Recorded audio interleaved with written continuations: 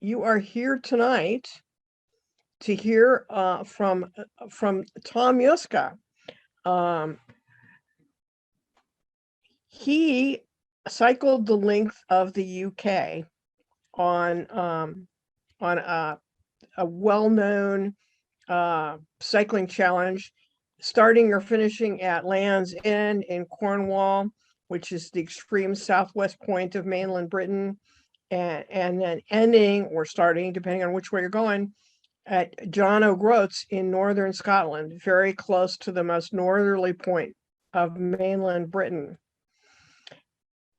John took up long distance cycling when a friend made a passing comment about a bike tour in the 80s, and he got interested and started doing cycle touring.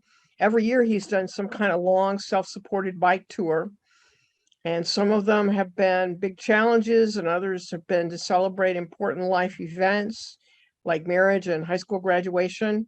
Tom works as the director of youth development for the nonprofit FamilyMeans. And within that role, he set up a summer youth bicycle program, teaching kids about bike repair, leading them on bike rides that help build their fitness, and introducing them to natural, cultural, and community attractions, along with many Dairy Queens. So Tom is a good fit in the Minnesota Rovers. So I'll turn it over to you, Tom, and we're looking forward to hearing about biking the length of Britain. So as Fran mentioned, I did this trip with my daughter, who at this point, this was in 2016. At this point, she had just graduated from high school. And when I had approached my wife with the idea of doing this trip, she said, yes, you can go, but you have to take Ellen. Ellen's been an intrepid kid. A few years earlier than this, I'd cycled across the US, and Ellen, as a 12-year-old, cycled with me the last few weeks across Virginia. It was about 200 or 300 miles. So impressing the pants off of all the people she came in contact with at that point. But it was fun to have her along. So just, if you saw the title, you might think this is a kind of a French-sounding name for a trip through England. And LEJOG actually stands for something. It's the acronym for Land's End to John O'Groats. But that's only if you cycle it from south to north. If you start from the north and cycle to south, then you've done Joggle, which is John O'Groats to Land's End. So here's this is my GPS track of the trip. This LEJOG course is not something that's set in stone. I think as long as you go from point A to point B, you've done it. There are many different ways people do it. I happen to follow a particular guidebook that I bought that mapped out most of the route. I did some variations, some things I wanted to see, but followed this guidebook, which is really good because this is on mostly small backcountry roads, and it would have been really difficult to kind of map that and understand what might be the best or a great route to do. So we started by flying into London, and then got to spend the day there just cycling around. I mean, London's is a pretty nice place to cycle. There are lots of there's a great cycling map. There's transportation. You can put your bike on the train from the airport into downtown. We spent the kind of a half a day just cycling all over the city, which was really fun. And then we had Land's End is in the southwestern point of England, which is in a place called Cornwall. So we hopped this midnight train to Cornwall and just could kind of roll our bikes down into the station and onto the train. As is happening in Amtrak here, there's a limited number of spots that you can do for bike transport. So I reserved these fairly early. This was a trip that began in June. I think I probably did this months earlier just to make sure we had some spots. So the first day, this is kind of the middle of the first day after the next morning after we got into Penzance, and then had to cycle westward to get to Land's End. The majority of the day was kind of rainy and gloomy and storming, and we had decided to come to this Minic Theatre, originally thinking we would catch some theater in London, but it just wasn't an appropriate thing to do, and found out about this particular theater, which is a really neat place. It's basically, it was created by a English gentrywoman in the 1920s or 1930s who had land nearby, and she wanted to create a place in Western England for theater. So she and one of her labor men basically created the built part of this amphitheater out of stone. They hauled up sand from the depths below, the beach below, and created their own concrete and formed all these things. So it's this great kind of natural and man-made amphitheater. And when we pulled up to this place in noontime, it was just rainy and windy, and wondering, and this is an outdoor theater and they don't cancel it for most events. We were wondering, what did we get ourselves into? But like 20 minutes before the program started, the skies cleared and the sun came out, and it was just a gorgeous day to watch some theater, with the ocean in the background. And this is a kind of a view from that the end of the theater, a wonderful coastline. This place, Portuno Beach, was one of the first places for the first underground telegraph cable was installed for the first time here in the 19th century. And then we cycle a little bit further west to end our day to a place called Sennen Cove, which is really popular for surfing. Just a wonderful beachfront community. Beautiful views on the beach. And as in contrast to when some cycling I've done in France, we tended to cycle up into cities because they were fortified towns and being protected from invaders. I found a lot of English towns were down. You had to cycle down because they were near water courses. So we had this great downhill to get into Sennen Cove, which is a really pretty little seaside town. So the next day we cycled a couple miles to get to the actual point called Land's End. The actual Land's End is in the kind of the right part of the screen where that white house is. That's the Land End point. But this is the kind of symbolic part of Land's End where this little kiosk or signpost is. Land's End is a privately owned place. I think it was auctioned off. The land was auctioned off at a public auction, and some private entity won over the National Trust. So it's really kind of a tourist place where you can pay to step over that barrier and get your name on the sign, and they get a picture taken. And we just chose to stand where we were and take our pictures from afar. If you're all familiar with long distance cycling, there's a tradition. If you're going from coast to coast, it is the point where you leave, you dip your rear wheel into the ocean. And we did this the next morning. As you see in these series of pictures, it was when the tide was coming in. So it had taken us a while to figure out how to work the remote control because this was a brand new camera. So we'd click and nothing would happen. The tide would come in, and we have to move the bike up a little bit.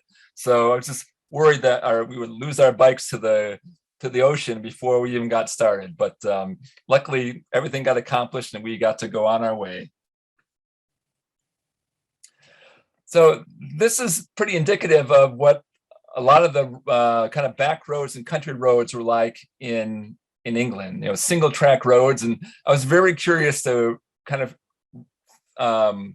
understand what the width of these roads were. So I had Ellen lay down, and she's about 5'10". So when I told this story to my niece's husband, he said, well, this is now this is the unit of measurement. This is one Ellen width. So pretty narrow roads. There were points where these roads often have little turnouts where cars can go by, but there was one point we were a little further east in Cornwall. We were climbing this hill, and the car was coming down, and I did not want to lose all the elevation I had gained. So I kind of moved my bike off to the side of the road. I only can move over so far because there were stone walls, and the fit was so tight that the car went by, but not without rubbing against my panniers. So there was like almost no room to spare for two different kinds of vehicular traffic to pass by. So we're heading away from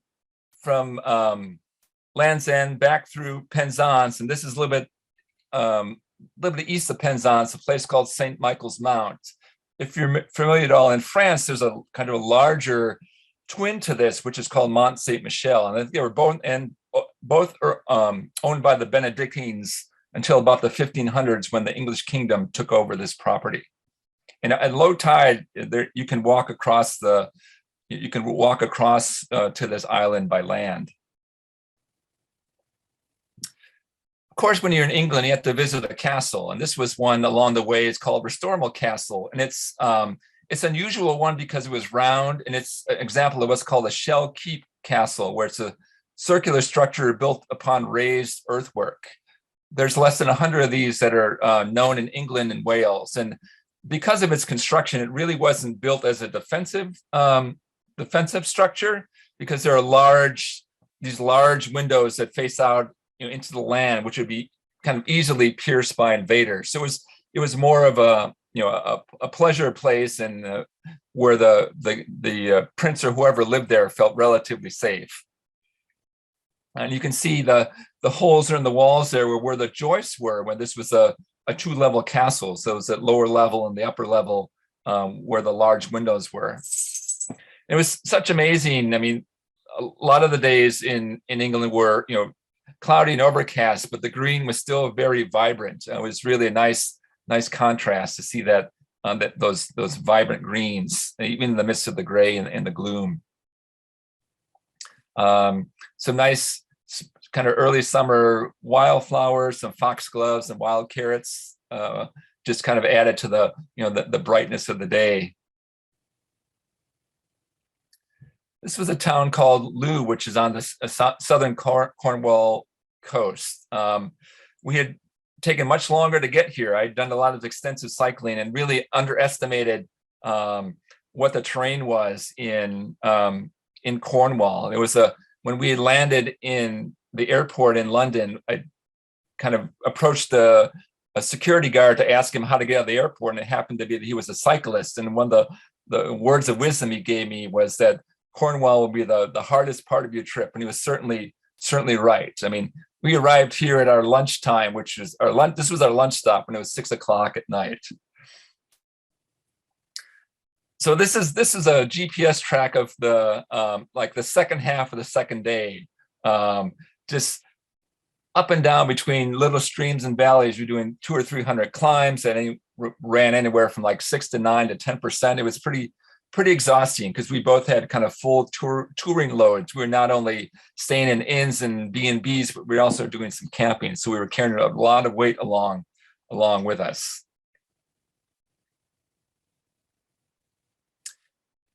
Heading a little bit further north, we went through the what we would consider a national park called Dartmoor. It's an open moor, but at one point there were it was once forested, but over time it was cleared and farmed, and changes in climate led to this kind of open expanse. I think about one third of this land is now peats, and because of so much of the rock in Dartmoor is granite, there's a lot of significant prehistoric remains there, like standing stones and cairns and hut circles. It's a very kind of imposing and impressive landscape to walk through. We didn't have time to do that. We just cycled through, and the sheep can roam clearly here. So it was quite interesting to go through. And as opposed to a lot of the steep and short hills earlier in Cornwall, and now we were experiencing these long sweeping downhills, which is really, really nice change from those tough grinds up the small stream valleys, and get these great expansive views across the countryside. You just couldn't help smile. Ellen was anticipating that nice downhill. It was probably a few miles long. So here's a quick map of a kind of our first part of our tour, starting again in the far lower left of Land's End, and then going up through Dartmoor, heading up towards Cheddar and Wells, and then across the river into Wales for a bit. This was a town of Wells, which is a really wonderful town to be in. I mean, you can just tell by the architecture that it was really, it's a human scale town, lots of interaction, just felt really, really nice and welcoming to be there. Certainly there were cars here, but lots of people out, wide sidewalks. We wanted to come here, and because it was, we were here on the day of the Saturday market, an open air market. There were lots of vendors, from food to books to clothing. You just wanted to taste some of the local fare. So we had a nice lunch of bread and goat cheese and apples and olives and local cider. It was a great afternoon, and it turned sunny. So it was a beautiful day to be outside and in here. So if you went from this kind of central market, you can go in two directions. One way, you went to what was called the Bishop's Palace, which was surrounded by a moat. And the story is that the bishop had the power to raise taxes. So he created this moat around his castle, so it'd be harder for the disgruntled village people to get at him when he raised the taxes. Then if you went the other way, which was called the Penniless Porch, it led to this great open air area and the Wells Cathedral. I imagine in earlier times that this was the site of a lot of solemn religious events, but these days it's a great place to just hang out and have fun, and much more joyous and merryful. And along the facade, there's all different kinds of statues which kind of depict the history, a wordless history of Christianity there. Then our next stop was going to a place, the town of Cheddar, which has the Cheddar Gorge. And I wasn't really there for the cheddar. I mean, there isn't much actually cheddar production there anymore, but it's really to experience this gorge. The Cheddar Gorge is at the base of the Mendip Hills, which were made of limestone and was carved out by glaciers. And there was a lot of seepage from the moisture, which created, caves and things like that. And one of the things that Cheddar Gorge is famous for, at least in Britain, is the discovery of the Cheddar Man, who was Britain's oldest complete human skeleton. And the Cheddar Man is estimated to be 9,000 years old. He's now in a London museum, but there's a point where you can go into the cave where he was discovered. The gorge is an interesting place that on one side of it is privately owned, and that's where this tour operator is and things like that. And the other side is part of the public trust. So in the evening, after we established our campsite in Cheddar Gorge and had dinner, we walked up the public side to get this kind of look down in the gorge. So this picture on the lower right is our view from that gorge. There's feral sheep and goats up there, and then looking back onto what's called the Somerset Levels.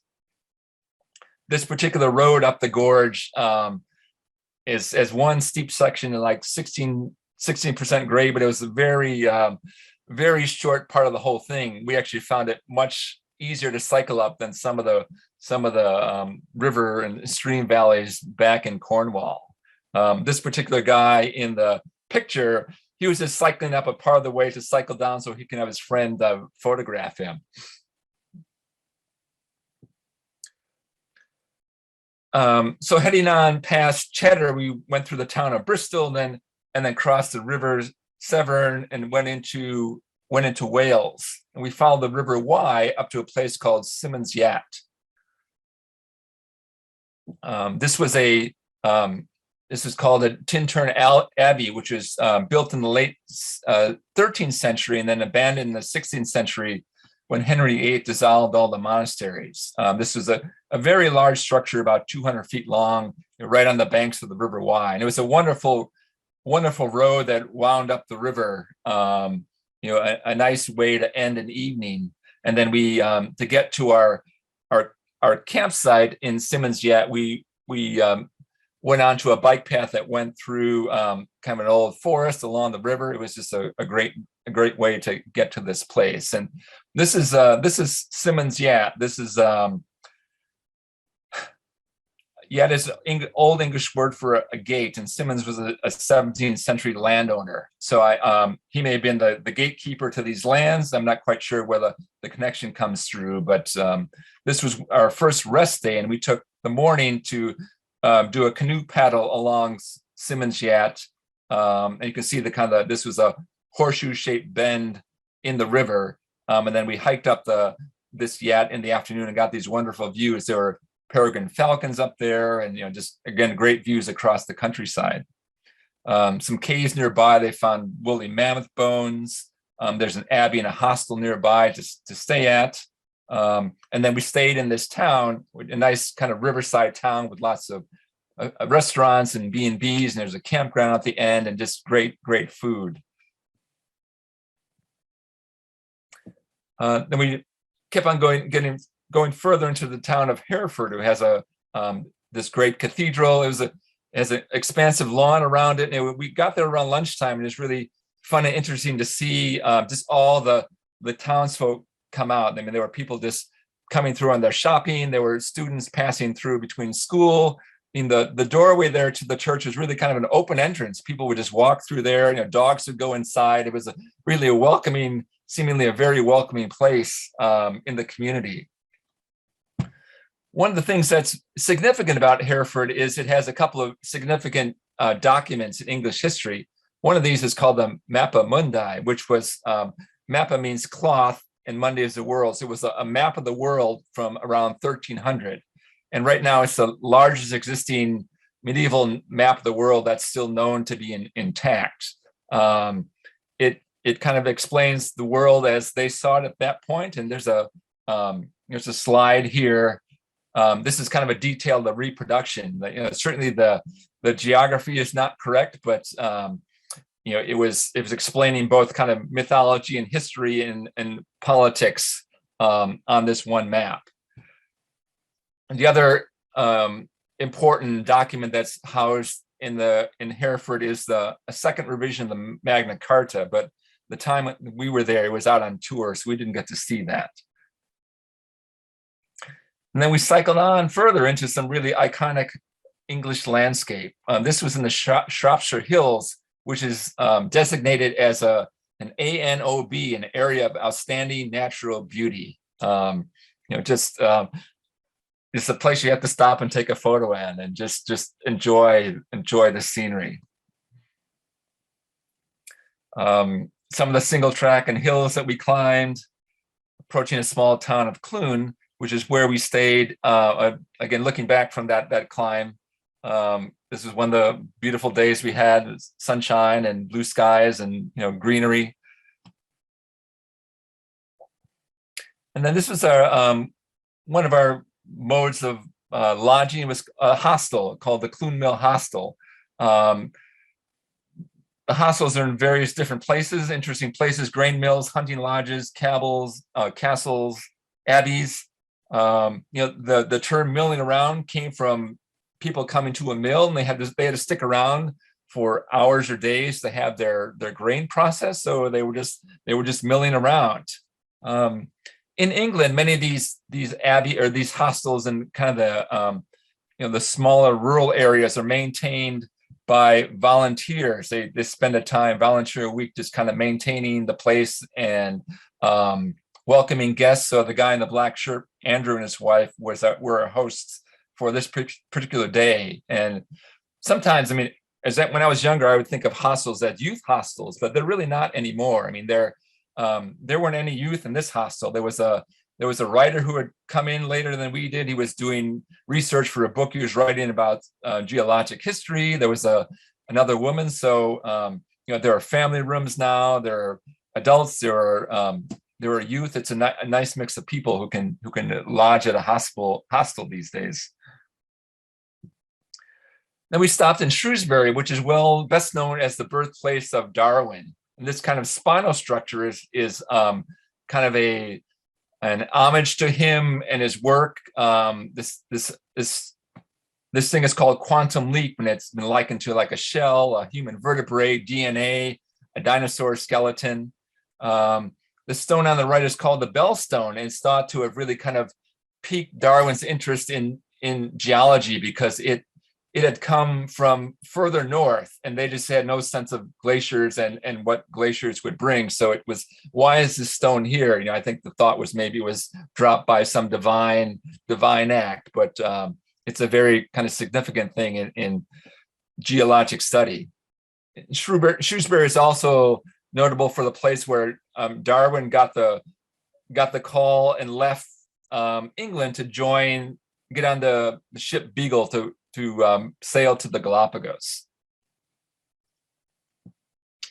So at this point, we're nearing kind of the northwest part of England. We're probably about the 500-mile mark, about halfway in our trip, 1100 trip route. So this was after leaving, I think, Clune. We climbed up this valley, and it was just, not much very tall trees or anything like that. It was kind of iconic British weather. It was windy, it was raining, there were hills, and you couldn't tell from the photo, but Ellen felt like she was flying by the time she got up there. I guess as I was climbing up this, the words of John Lennon's Imagine kept going through my mind with the, above us only sky, because that's what I saw for a long, long time until we got to this point. It's about 1,400 so feet to the top here. We ended our day, this particular day, in the Lake District and in a particular valley called the Great Langdale Valley. This is the place where Beatrix Potter lived, and Wordsworth is really the person who kind of introduced kind of hiking and rambling and mountaineering. I think for much of earlier on, walking was not considered a low, for the lower class. It was the lands were too dangerous to be in, but Wordsworth, he kind of produced the manual, a guidebook to the region. It really encouraged that kind of new sense of exploration by the more gentry class. So here we cycled to the kind of end of this almost closed valley, and then stayed in this. This was a National Trust campground. As you can see, it's pretty different from the campgrounds in the U.S. that everyone is kind of camped communally. The way you find your campsite is they have these little copper discs that are pounded into the ground with your campsite number. So you have to hunt for your campsite number. Another interesting thing about English tenting is they all tend to have vestibules, which made a lot of sense if there's a lot of rain, and they take a while to set up. But once you're in them, you don't have to be cramped in your little tent like we were with this one on the right with the gray top. They had some little expanse to move around in. We had really high hopes for this. This was another one of our rest days. This is really had high hopes for being able to kind of ramble up into the mountains. But the next day it was foggy and raining. The clouds were so low, it just wasn't worth doing that. So we just kind of hung around and went to the bar and just hung out for the day, which was kind of the best we could do. Left disappointed.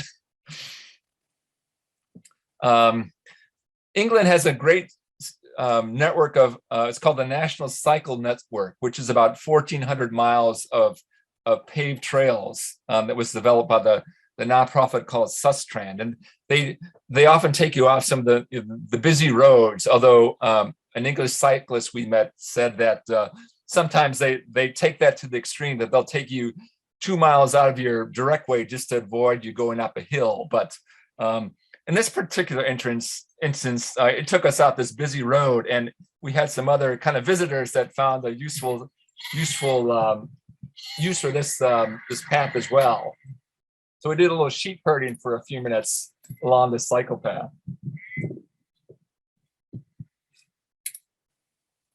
These routes were very well signed. They were really a blessing inside the urban areas. It's always difficult to navigate lots of different types of roads and small roads in a city, but these helped to get us through larger cities much more quickly. This is one of the many, many stone circles in England. This is right outside of Keswick, which again is in the Lake District. And this picture really doesn't do justice of the how magnificent this site was. The stones are on kind of a raised plateau, and they're surrounded by these high hills. So if you can imagine, being a prehistoric person and just being in awe by what all is around you, it just seemed like a very, very heavenly and very religious or inspirational place. So a funny story that involves this picture is when we were in Hereford, we were eating lunch and this fellow came up to us and started talking with us, just asking about our trip. And he started talking about himself. And then he asked us, have you ever hugged a stone? And we kind of looked at him, kind of quizzically and said no. And he went on to explain, well, he had. I mean, he had lived a life that he admitted it wasn't the best. It would take destructive habits and things like that. And he had this premonition to go hug a stone. And then once he did that, supposedly some light came out of his stomach and just changed his way of life. So when we had our first opportunity to hug a stone, I encouraged Ellen to do it. But unfortunately, it did not have the same effect on her. So we're getting close to the very northern part of England, getting close to Scotland, and the terrain changes from this kind of wide expanse, open lands for miles and miles. This was about a 700-foot climb from where we were down in the Langfeld Valley. And then we reached the Scottish border and entered a town called Gretna Green. Gretna Green is, according to Wikipedia, is one of the world's most popular wedding destinations. And that happened because of something that happened kind of in the 18th century, where English law said that you could not get married until you were age 21. So people who were anxious to get married before that would kind of escape to the first place across the border into Scotland, which allowed marriage at a younger age. So in Scottish law, called they termed irregular marriages, meaning if a declaration was made between two witnesses that anyone could perform the ceremony. So Gretna Green marriages came to be performed by blacksmiths. Why they stepped at the plate, I don't know, but they were then called anvil priests because the wedding couples would strike an anvil, which would symbolically forge a marriage. So even today, it's a great wedding destination for folks. So now we're into Scotland. The first part of Scotland, right across the border, is really kind of fairly uninteresting, just not kind of a monotonous landscape. It was windy and rainy and not a great cycling day for us. But we ended up in this town called New Lanark. It's on the River Clyde, and it's the site of this New Lanark World Heritage Site. In the 19th century, a fellow named Robert Owen developed this both into a successful cotton mill and an experiment in utopian socialism. So this was a planned settlement where workers were, they got housing, they got services such as a kindergarten, settlement house. So it was really kind of forward-looking in terms of providing, a better quality of life for workers. There was a healthy industrial environment. I think he gave the workers some say in making some decisions. They had plots to farm and garden. So it was both a vibrant workforce, a viable business, all rolled into one. So now it's just a historical site. There's a hostel and a hotel there, and it's along this River Clyde, which is a river gorge, much like the Mississippi, where there's waterfalls, there's interesting flora and fauna, peregrine falcons, and this was along a route called the Clyde Walkway, which runs about 40 miles from New Lanark into Glasgow. It's, I think, more of a walkable than a bikeable trail, but it's another one of the network of walking paths throughout England and Scotland. We spent a day in Glasgow, which in the 18th century was really a dirty, gritty industrial center, and now it's this beautiful kind of revived urban city. It has Glasgow University. There's a bagpipe center there with a hotel where you can stay at. It was known for the Glasgow School of Art. I guess one of its most famous artists was a person called Rennie Mackintosh, who was kind of contemporary of Frank Lloyd Wright. The picture of the chair is some of his artwork. Very, very geometric and rectilinear, much like Frank Lloyd Wright. And this is the site where today is the COP26 is happening. This is the interior of the Mackintosh house, which was taken from the actual house, which was destroyed and then replicated inside a museum, inside an art museum. And what struck me, other than the wonderful shapes, is just how white it is. You can imagine in 19th century industrial Glasgow how dirty the outside world must have been, just gritty with soot. And I wonder if Mackintosh really intentionally made this a white interior as a contrast and kind of a respite from kind of the dirty, grimy world outside his front door. Again, we took another cycle path along the River Clyde out to Loch Lomond. And if you remember the song, the bonny, bonny banks of Loch Lomond, I'll take the high road and you'll take the low road. This was the loch that inspired that song. This is considered kind of the boundary between the lowlands and the highlands. Just beautiful views. This was kind of early evening. It was the end of a really gorgeous, cycling day. So the next day we were approaching and entering the Scottish Highlands. And it was really cycling into a different kind of immensity that we hadn't experienced before. It was really kind of cycling into the American West. Around that bend from the last picture, this is what we saw. Just really mind-blowing. We cycled around a couple of lakes called lochs, and then this is kind of looking back from where we came from. Just these wonderful views. I mean, Ellen and I were just giddy all day because of the great weather and the views and relatively gentle climbs. It was kind of a perfect cycling day.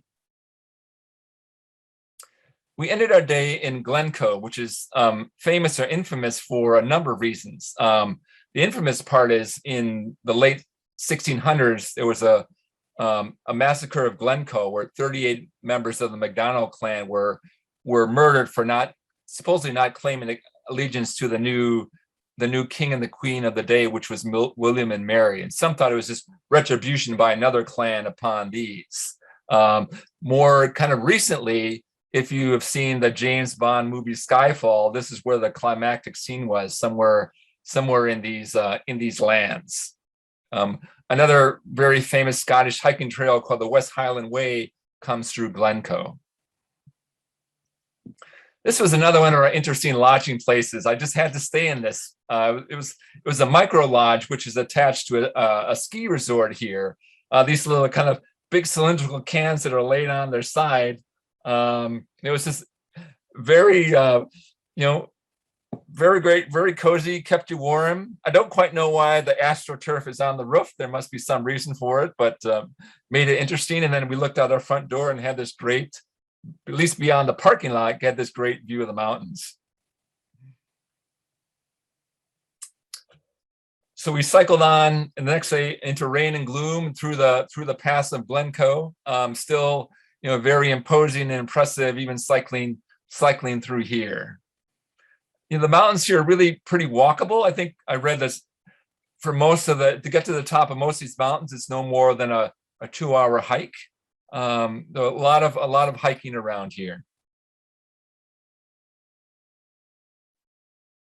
So we're getting close to the point which is called the Great Glen. It's really mostly a natural fault, but connected with some man-made canals, which was intended to be a route of transit from the north to the south. But we ended up this day in Glen Nevis, which is, and this was some of the cycling along one of the lochs, just very quiet and serene, and another type of wonderful cycling. There was a mist, there were muted colors, muted sounds, just kind of a relaxing cycling. The plan for this day was we took one ferry across the loch. We're going to cycle up the length of the loch and then take a ferry to the other side. And by the time we got to this point, the ferry stop, we realized we were about 15 minutes past the last scheduled ferry. But I'd read in the guidebook that if you ring the number of the ferry people, they would come and get you. But I rang and no one answered. This was a Friday afternoon. So we were kind of in a quandary of what we're going to do other than cycle another 20 miles to get to our destination. It so happened that this couple, the fellow in the red and his wife in front, were New Zealanders, which we had met earlier, and then they joined with us and got in the same quandary, and we were thinking about what we were doing, and then suddenly this pickup truck pulls up, and this guy who lived down the road said, "Oh, I have a package coming, so the ferry's going to come and deliver it." So luckily for him, lucky for us, he had something to be delivered, which was our ticket across the loch to our lodging. Our day in Glen Nevis, which was, Glen means valley, was a hike up Ben Nevis, which Ben is a word for mountain, and Ben Nevis is the tallest mountain in the British Isles. It's about 1,300 meters, which is about 4,400 feet. There are a number of ways you can go up. There's more difficult ways, but we took what was called the pony route, which I guess ponies went up it at one point, but it's fairly well marked, kind of wide. At some point, these stones are laid in there. It was great visibility till we got to a point where a little bit past the midway point where we entered a cloud bank and really couldn't see anything. So we got to the peak, and this was what we saw. We had no views at all. And I found out later that probably about over half of the time when you get to the summit, this is what you get. But we could claim that we cycled to the highest point in Britain. It took us about 3¼ hours to get up there. We were walking at a pretty good pace. And then, we've been cautioned about taking a map and compass because near the trails, there's some really sharp ravines and drop-offs, but there was just enough visibility that we could really see where we were going. So as we were heading down, probably a little bit past midday, there were these throngs of people coming up. And it turned out that many of them were on a charity walk. I think English islands or mountains that are over, I think 3,000 feet are called Monroes, and there are over 200 of them, I think, in the UK. So as a fundraising effort, instead of a walk, they walk up mountains. What was interesting is some of these people were fairly well attired in terms of, it was chilly and windy up there.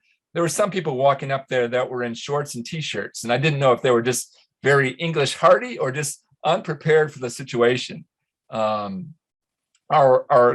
We stayed at a campsite down in that valley, and at the end of the evening, it was after dark, 9 o'clock. We were still seeing people's headlights coming down that path. I could just imagine how treacherous it might be, because it started raining later in the day, how treacherous it might be just coming down in the dark and the rain with slippery rocks. So we're heading up the Great Glen. This is a part called the Caledonian Canal. This runs about 60 miles, kind of uncharacteristically flat for what much of the topography is in the UK. But again, it was a welcome respite and relatively easy cycling day. And then we turned away from the canal and went up something called General Wade's Military Road, heading towards Loch Ness and places like that. This road was built by General Wade, a British general, really to deal with potential insurrections by the Scots. They felt like they were potentially out of control and wanted to build these roads to get the British troops, for them to pass through the countryside relatively easy. Part of this was a very steep climb up to about this point, and then it was much more gentle. And again, this was getting close to Scotland. The landscape's getting more barren, more treeless.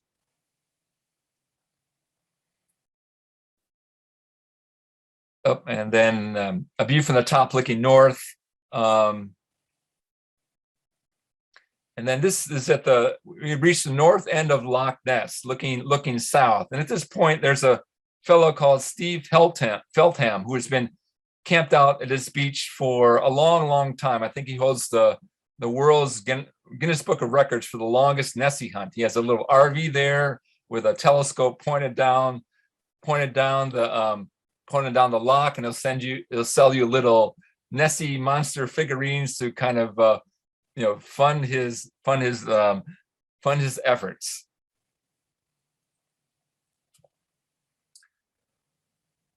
So this was the last section, the northern part of Scotland, the last section of our cycling trip. We'd head north to the North Sea and then head east over to John O'Groats.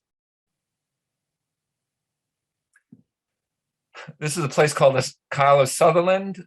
No super significance to my knowledge. It was just such a beautiful scene, I had to take a picture of it.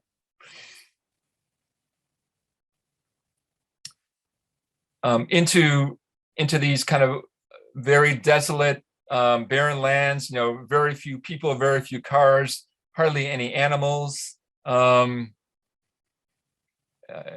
very interesting landscape to ride through. And then we ended up at this place called Altmhara Hotel. It's been around since over 170 years. It's been a hunting and fishing lodge, a relatively affluent place. Now it's a place for hikers and walkers and obviously bikers because it's on one of the LEJOG routes. I found out that fishing, like cast fishing in streams and that, is really more a pastime of the affluent. A kind of amusing scene I saw in the cycling was we passed a Rolls Royce which had a couple of fishing rods kind of bowed over its roof. Had not seen that kind of combination before. The local industry, the local sea fishing industry has really been decimated by Asian industrial fishing boats. The local farmers just can't compete with them anymore. So they've really been out of work for a while. So here we've just about reached the northern coast of Scotland, a place called Betty Hill. And nearby here was a place where an event during the 18th and 19th centuries, which called the clearances, which were the Scottish Highlanders were kind of forcibly removed from their lands by British landowners who wanted to use their land for different types of uses. So they were exiled to the coast to learn fishing, which they didn't know how to do. Many just left Scotland and headed to places like Nova Scotia or the Carolinas here in the US. So we're heading eastward along the northern coast, again through this very imposing rocky landscape, twisty roads. You feel very, very small and really understand your place in the world cycling through a landscape like this. And you come across these inlets, these beautiful inlets that kind of punctuate the coast. This was something right near sunset in a town called Melvich. And then this was our final day of cycling. It was a beautiful, beautiful day. We did not have to face headwinds. It was sunny all day. I was just really struck by the colors in the sky. This next slide, just the different multiple shades of blue and green. It was just fabulous, kind of visual eye candy and just sensations for the eye and the brain. And then we had this wonderful cycling. We were past all the big hills. There were these swooping roads and great downhills and gradual curves. It was just a wonderful day to end our cycling tour. This place, Dunnet Head, is the actual northernmost point of the island. It's about 10 miles from Land's End. It's a point that juts out in the ocean. It is a lighthouse. It was a World War II radar station. We just had to come here just to say we were at the most northern point. And then this is John O'Groats. This, again, like Land's End, is a privately owned place. There's a shopping mall here. It's very touristy, and so it's where a lot of different people end their journeys. There's a photo here. These are two motorcyclists that have ended their journey. I think the guy taking the picture was doing like a 500-mile loop through Scotland. So a great gathering place to hear people's stories.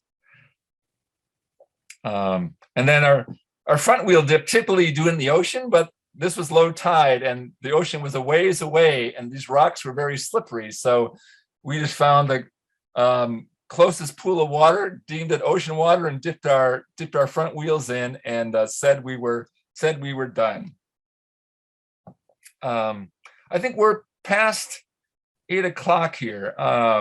We did another few days of kind of not cycle touring into the Orkneys, but I think I'll, in the interest of time, I'll just stop here, and I guess I can stick around in chat rooms, if breakout rooms, if people want to ask questions at all. Sorry, I haven't been paying attention to the chat, but I'll stop my sharing and give it back to Barry. See if I can, let me do that.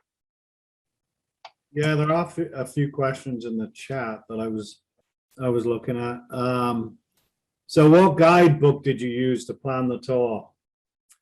Let me, if I can share my, well, was it by a group called, it's an English publishing firm called Cicerone, C-I-C-E-R. I'll type it in here.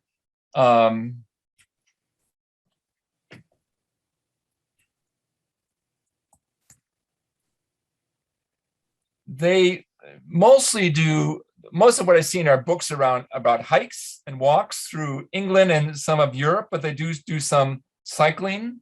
It was a great guidebook. It's very practical. It doesn't really describe any of the history or much of the history. It's about how to get from point A to point B and all the turns you make. But it was great, being unfamiliar with England and the roads. It was a great way to kind of base my tour from. So where did you stay along the way? I heard you say campsites. Did you book them all ahead of time? Yeah, where did you stay? Some hotels, some campsites. I pretty much booked everything ahead of time, not knowing, again, what the demand might be, not wanting to show up after cycling 40, 50, 60 miles and not being able to camp anywhere. Although, England and Scotland have a great wild camping policy that typically it's allowed anywhere, even on private lands. You might want to talk to the owner to get permission, but generally that's the kind of the rule of thumb. We also stayed 2 or 3 times in with warm showers hosts. If folks who aren't cyclists may not know of warm showers, it's a great kind of an international collaborative of people who basically open their homes to cyclists. It's free. It's kind of like, it's like couch hopping, but there typically are cyclists, so they can relate to your experience. They don't have to, they give you a meal, great conversation, place to sleep. So we did that about 3 or 4 times. I wanted to do that to give Ellen a sense of, meeting people who aren't hostel hosts or hotel hosts, people who are just kind of everyday folks in the country. And how did you get back from John O'Groats? I'm assuming you didn't cycle all the way back to Land's End. No, there's a knowing that it's the end point of LEJOG, there's a transport company that took us to. We went back to you can help me out, Barry. The town nearest Loch Ness. Inverness. Inverness. So there's a van that takes you to Inverness. Then we took the train to not Glasgow, but Edinburgh, and then flew home from there. Cool. Anyone else have any questions? I don't want to hog the questions.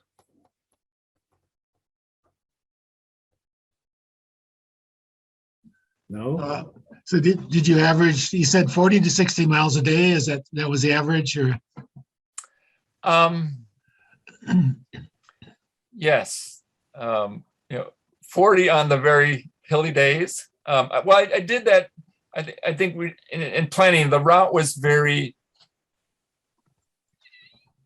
was planned very tightly, in part because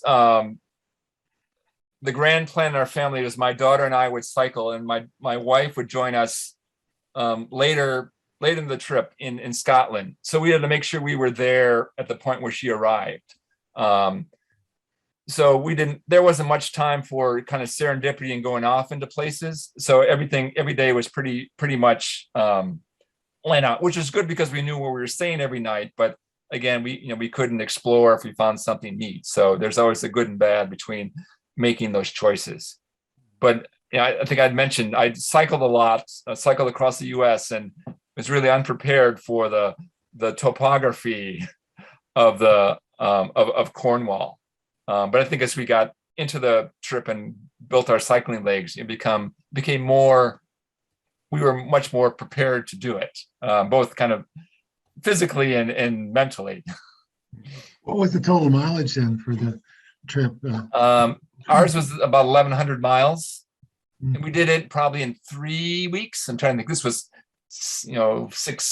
5 years ago, so it's been a while, but I think it was about 3 weeks. Oh. Some people do it. I mean, many folks that we saw doing this don't do it kind of with the full camping gear. They'll do end to end and really won't camp, so they can go much faster. We kind of hooked up with a fellow near the end who was just doing that, and you could, cycle much faster than we could because they had much less of a load. I think some people do it in 7 to 14 days. But it's all based on what your abilities are really and how you want to travel. One set of tires the whole way? Yep. We didn't really have, I think we were did well mechanically, nothing major. I don't think we even had a flat tire.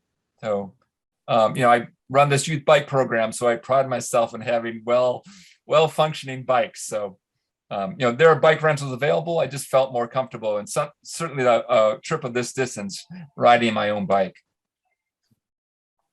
Thanks.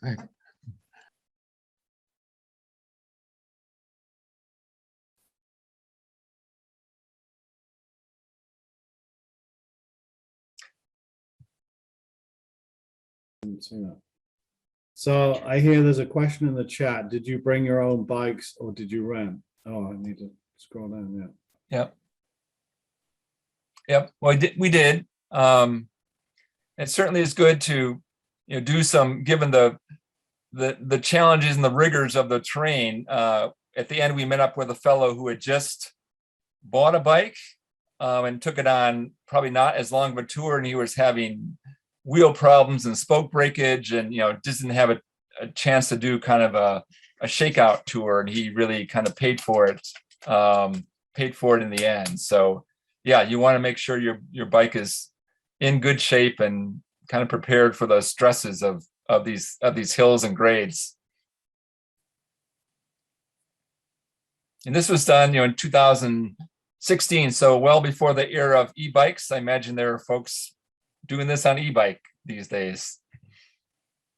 So I might have missed this, but what time of year did you start? This was June. I think we did it mostly kind of late June. My daughter graduated kind of early June, so we probably went a week or so after that. So mid to late June into maybe early July. Cool. It was interesting that the weather was better in Scotland than it was in England. It was warmer and sunny, and I don't know if that's indicative, but we were glad for the nice weather at the end. Yeah, I think that's just pure luck. Yeah, I mean, you get used to the rain and you forge on, and there's a dry place at the end. There's always a pub or some hot tea or whatever. I think we probably ended up eating more lunches in pubs and restaurants than we had planned, just to get a break from the weather and warm up a little bit. Yeah. In the food, we had a great variety of food. There's a slide later in the presentation. We had everything from pretty decent hostel food to nice salmon to just getting grocery store food and having these picnic lunches. So we ate well. So another question, what was involved in getting your bikes to and from the UK? I think one was trying to find a carrier that had kind of the minimal boxing charges. I think we did a couple different carriers. I forgot who we flew, but We probably bought our bike boxes from Amtrak because those tend to be the biggest. I've kind of scrounged bike boxes from bike shops, and those tend to be not well suited for touring bikes. I mean, I'm fairly tall, 6 foot, so I have a long bike. So a Amtrak bike box is very long. You can kind of roll your bike in. You may have to turn the handlebars and lower the seat, but there's comparably minimal disassembly. Whereas like on the trip back, we had this commercial, bike box from a bike shop, and I had to really disassemble my bike much more to cram it into the box. So, so looking for some of the carriers that have more generous bike fees. I forgot what we paid, maybe $25 a bike. They can run much more than that, or to transport them.